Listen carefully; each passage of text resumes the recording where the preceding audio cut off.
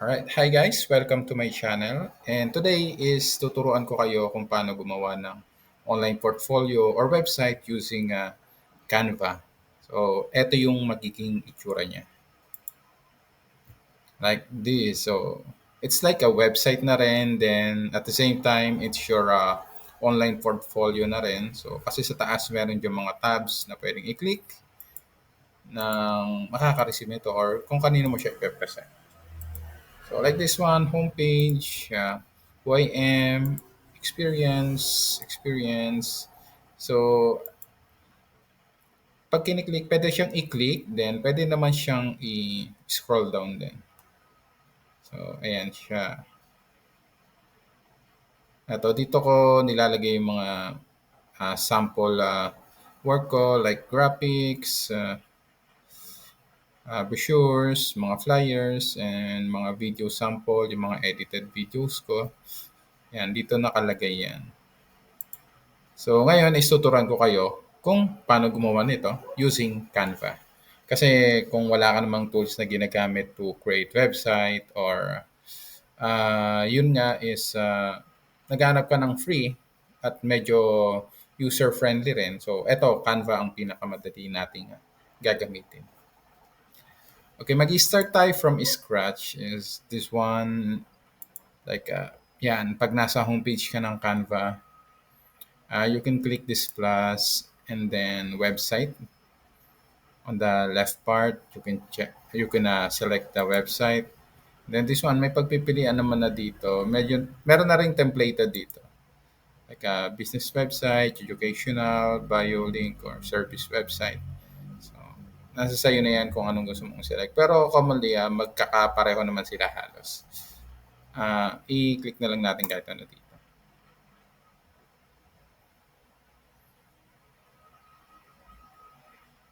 Okay, after that, eto medyo loading ata yung ating screen. So, let's click again. Yan, paunahan sila ako sin mauna. Ayan, nauna na rin naman yung isa ata.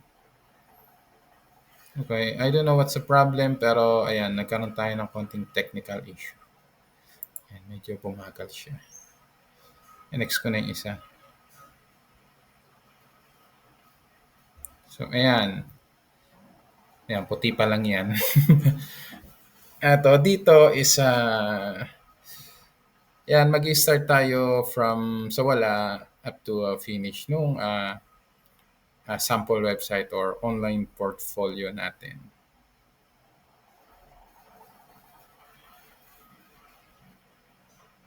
Next, you can add section. So, ito clicking na add section, it means ito yung pagka ini-scroll. Kunyari sa isang page, sa isang tab is dalawa yung page niya, ganun. So, dito naman, add pages, dito yung magagamit natin yung pag-add ng tabs. So, let's say this one, this is a blank one. Gagawa tayo ng parang homepage natin. Let's say, pwede tayong kumuha dito sa elements. Say, background. Virtual assistant homepage. So, nasa inyo yan kung anong gusto nyong i-search. Pero, kalimitan na ano yan, lalabas yan. So, graphics. So, ito yung lumalabas sa atin. Gusto natin is yung medyo template na. So, sa design na lang tayo. Let's say, virtual assistant. Pwede rin kayong mag-create ng sarili nyo, like mag-drag and drop kayo ng background nyo and then add text. So, for me, mas madali na lang isa. Kumuha na lang tayo ng templated one here. Let's say, yeah, this one. As a sample lang naman. There. So, meron siyang 1, 2, 3. Pero, mas gusto nating, ito lang, homepage lang ang kukunin natin. So, this one, ito yung homepage natin. Let's say, palitan natin yung, hi everyone, my name is, ito, edit na lang natin siya. Name is Clinton. Oops. Ayan, mas magandang nakaano tayo. Maganda bang all caps? Mejorada. So, dagdag natin yan para medyo magkasya. Hindi, para mas maganda yung ano na lang din. Clinton Mejorada. So, I am... So, lagay nyo kung ano yung mga naging positions nyo or yung mga target position na gusto nyo. Let's say, I am virtual assistant. So, yan. Let's say, then, palitan lang natin yung picture. Meron na tayong sample uploaded picture natin dito. So, drag and drop lang natin. Yan. Then, let's add the page. So, kung ano yung pinaka-background niya, yun yung common link. Mag-add sa next page natin. So, rename natin to, let's say, homepage.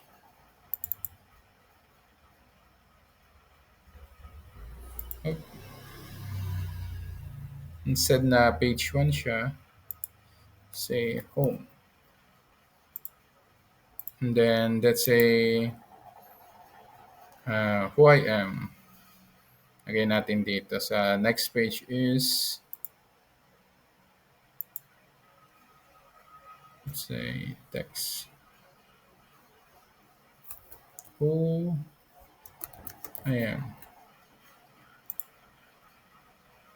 So, lagyan lang natin ng konting buhay yung ano natin. So, then, add tayo ng line na konti.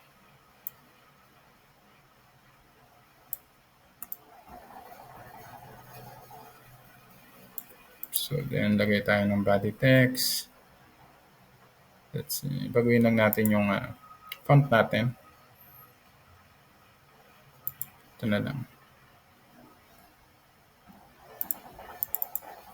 Kasi lagay natin dito is, pwede kayong gumawa sa ChatGPT. I am Clinton Mejorada. Virtual.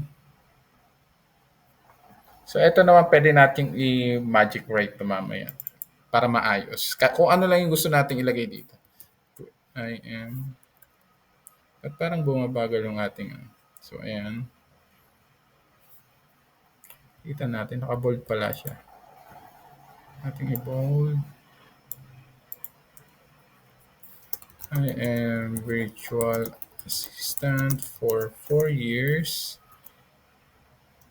at Keller Williams and EXP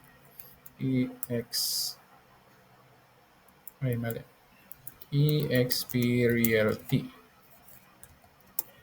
So, eto. Then, i-magic write na lang natin siya.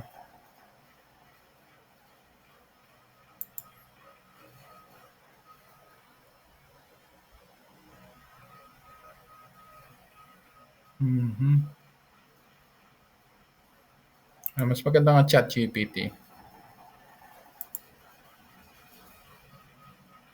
Fix spelling, generate. May mga ganito pala.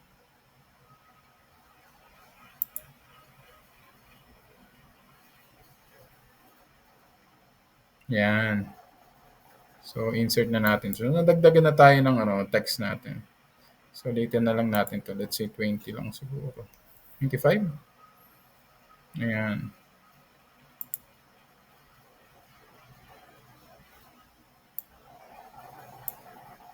So, ayan. Nadagdagan yung text natin as a sample. This is only a sample lang naman, guys.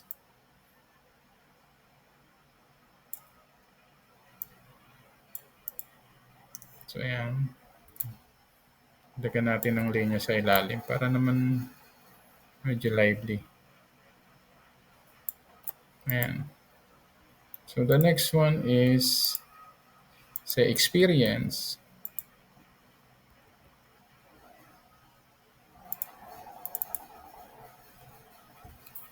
My experience. So, ayan.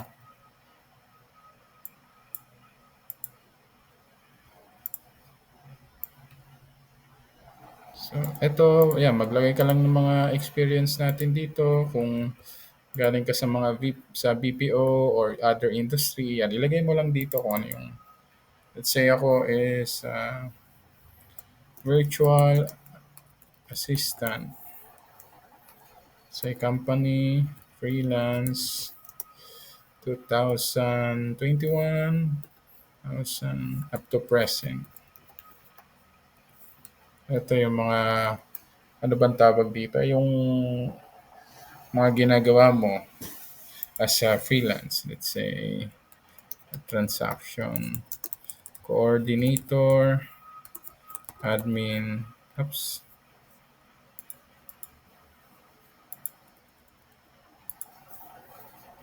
admin, assistant, executive, and so on. So, next one is, yan. Eto, meron na tayong mga pages na ganito. Let's say, lagay natin yung mga sample ng portfolio mo.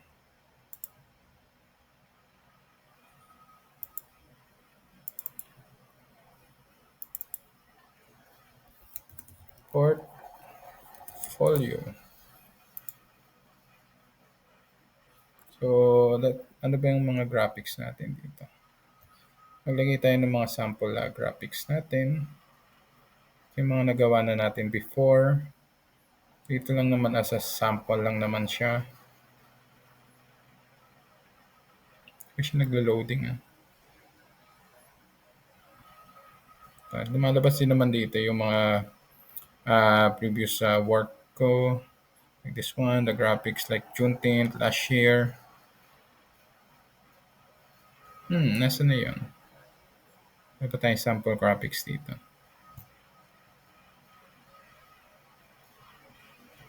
Let's say, ito na lang. Maglagay tayo ng kung ano-anong graphics na lang muna dito as a sample. So, ayan. Elements. Graphics.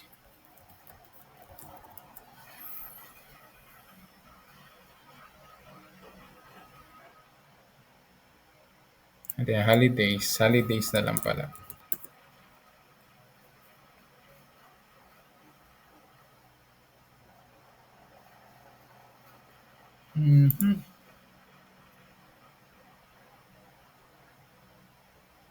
Okay. Ayan, yung mga ganito. Ayan, mga sample lang naman na gagawin natin.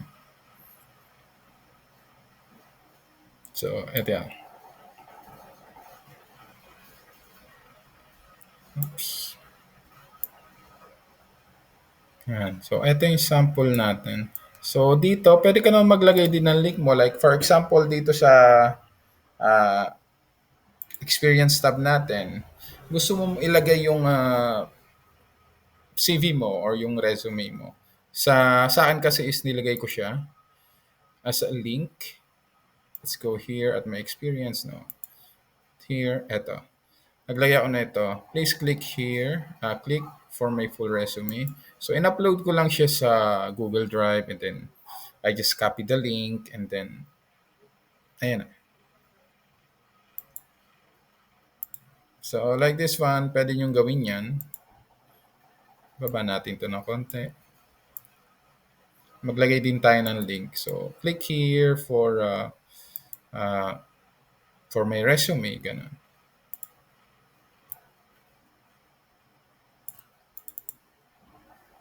So, paano natin gagawin yun? Ito. Pakita na natin. Click here for my full resume. So, kung meron ka na yan, then, itong triple dot button. Pull that, then link. So, i-copy mo lang yung link nung, nung resume mo. Oops. Ito na. Kunwari, ito na yung link ng resume natin. So, done.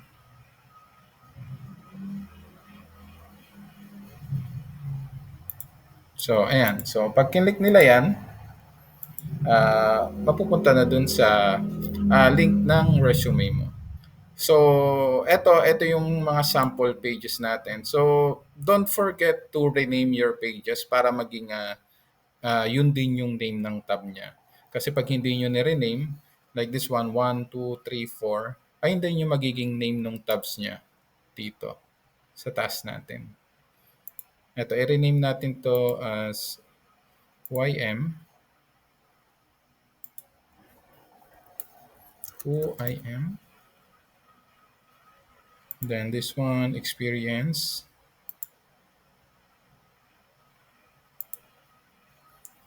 Oops. My experience.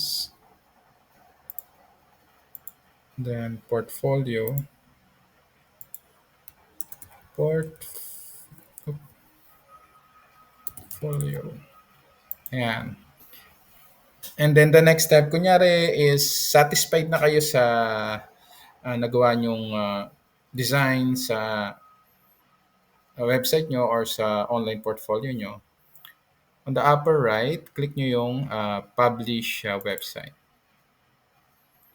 Pero kung ayaw nyo munang i-publish, gusto nyo munang i-preview, you can click this naman, preview muna.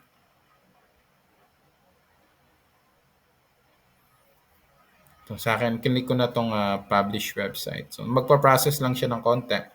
And then, after that, pwede nyo na siyang ma-view. Ayan. Ito, kung anong name, let's say, Clinton Sample Portfolio. Ayan. Use custom domain. Kunyari, meron kayong biniling domain sa GoDaddy, pwede ngayon yung gamitin nyo. After that, publish. Hindi ko na click yung settings, hindi ko na binusisi pa masyado yan. Ganun din yung magiging output natin pagka pinablish na natin. So every time na nagsasubmit ako sa mga online na jobs, yan, sinasama ko sa cover letter tong link ng online portfolio ko. Then after nyon, click nyo na lang tong website.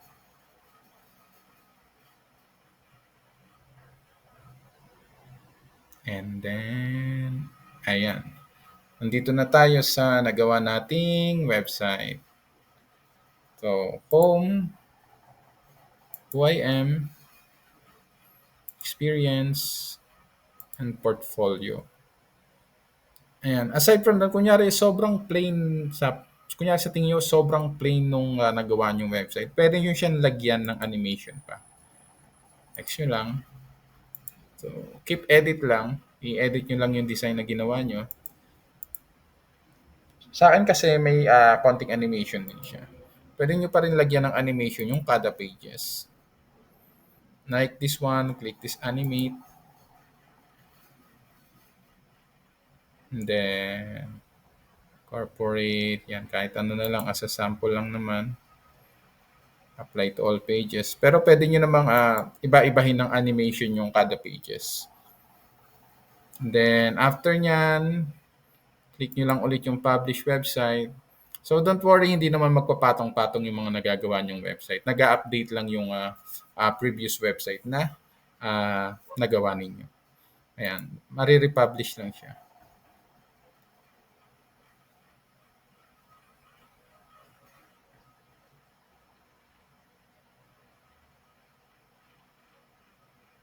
And there you go, guys. Meron na kayong sariling website. And aside from that, pwede nyo pang gamitin as online portfolio sa mga presentation or sa mga ina-applyan ninyo. Ang tagal lang niya mag-loading. So, ayan. Ayan. Halata na yung animation natin. Then, pag slide down pa natin, YM, naglo-loading pa ibang page. So, experience. So, ayan, may animation na siya. Hindi na siya plain na basta-basta lang lumalabas. Unlike kanina. So, yun lang guys. Don't forget to subscribe pala and like my YouTube channel. Then mag-upload pa ako ng mga iba't ibang tips or tools na pwede natin gamitin para sa inyong VA journey. That's all guys. Thank you.